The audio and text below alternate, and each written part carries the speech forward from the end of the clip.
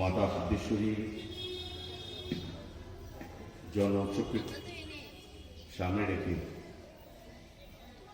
আজকে যে মহতি রক্তদান উৎসবের আয়োজন করা হয়েছে, তাতে আমাদের এই আশ্রম সঙ্গে যারা যুক্ত আছেন সমস্ত ভক্তবৃন্দ বা যারা কর্মকর্তারা আছেন বিভিন্ন স্তরে, এবং সর্বোপরি যারা আশ্রমের বিভিন্ন কর্মকর্তারা উপস্থিত, যারা গুণীজনেরা, সজ্জনেরা, এবং বিশেষ করে যারা আজকের এই মহতি অনুষ্ঠানে রক্তদান শিবিরে বা অবশ্যই যারা রক্তদান করতে এসছেন বা অংশগ্রহণ করবেন, এবং যারা আমাদের রাজ্য সরকারের স্বাস্থ্য বিভাগের ডক্টর এবং প্যারামেডিক্যাল স্টাফের যারা রক্তদান অনুষ্ঠানে সফল করার জন্য সহযোগিতা করার জন্য এসছেন, সর্বোপরি উপস্থিত সকলকে আমার মিডিয়া বন্ধুদের আগরতলা পৌরবাসীর পক্ষ থেকে অনেক অনেক শুভেচ্ছা এবং ধন্যবাদ।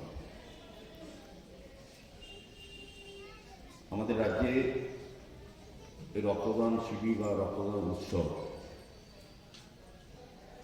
সারা দেশের মধ্যে একটা বিশাল জায়গা করে নিয়েছে। আমাদের রাজ্যের প্রতি ক্ষেত্রে সরকারের পাশাপাশি, সরকারি সংস্থার পাশাপাশি, আমাদের স্বাস্থ্য দপ্তরের পাশাপাশি বিভিন্ন সামাজিক সংস্থা, স্বেচ্ছাসেবী সংগঠন, ক্লাব, প্রতিষ্ঠান ব্যক্তিগতভাবেও এবং এই ধর্মীয় প্রতিষ্ঠানগুলিও কিন্তু রক্তদান জানিয়ে এগিয়ে এসছে। আমাদের রাজ্যের মাননীয় মুখ্যমন্ত্রী প্রফেসর ডক্টর মানিক সাহা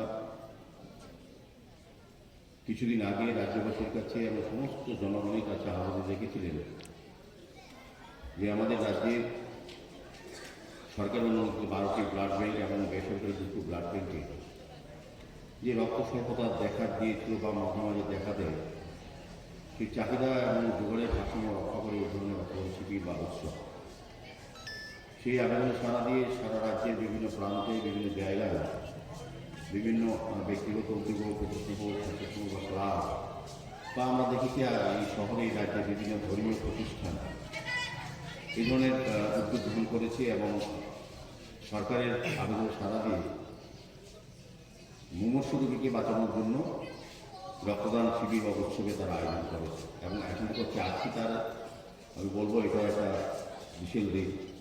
যারা এই আশ্রমের সঙ্গে যুক্ত আছেন, যারা মায়ের ভক্তরা, তারা যেমন ধর্মীয় চিন্তা ভাবনা নিয়ে ভারতের হিন্দু সনাতন ধর্মকে প্রতিষ্ঠা করার জন্য যেমন নিরলস কাজ করে যাচ্ছেন,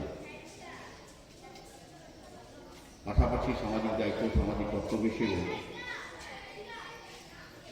তারা আমাদের এই কাজগুলি করছে। আমাদের রাজ্যে বিভিন্ন আশ্রমে আমি অনেক রকম শিবিরে উপস্থিত হই, তারা ওই ধর্মীয় কাজের পাশাপাশি এই কাজগুলি করে যাচ্ছে। রক্তের বিকল্প আমরা এখন তৈরি করতে পারি। আমাদের ভারতীয় বিজ্ঞানীরা, ব্যক্তিবিদরা চন্দ্রযানকে মঙ্গলগ্রহে, চন্দ্রগ্রহে আমরা গিয়েছি, তারা পৃথিবীর বিজ্ঞানের চেষ্টা করছেন, কিন্তু রক্তের বিকল্প তৈরি করা যাচ্ছে। রক্তের বিকল্প কি? মানবতা।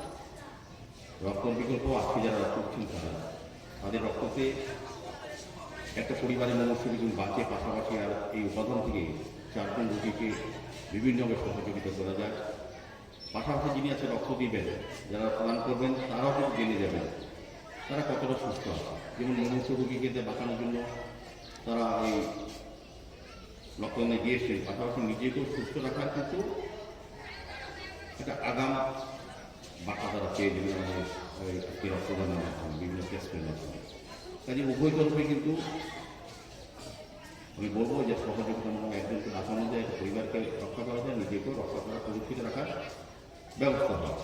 এবং এই রক্তদানকে মহত্ত্বান এই কারণে বলি, আজকে যারা রক্তদান করবেন তারা জানেন না তাদের রক্ত কারা গ্রহণ করবেন, এবং যারা নেবেন তারাও জানেন না তাদের রক্ত তারা গ্রহণ করবে। কাজেই এটার মধ্যে যা ধর্ম বর্ণ নির্বিশেষে এটা হয়, এই কারণে মহত্ত্বান বলা হয়। রক্তের কোনো বিকল্প নেই। রক্তের বিকল্প আমি বলবো যে আমাদের মানবতা, আমাদের সমাজের প্রতি দায়িত্ব, আমাদের সমাজের প্রতি কর্তব্য, এবং মানসিক এবং মানসিক মূল্যবোধ তার পরিচয় দেয়। তাদের আলোচনা দিতে আমি আবারও Subscribe to Tripura Info and press the bell icon so that you never miss any latest updates and news on Tripura.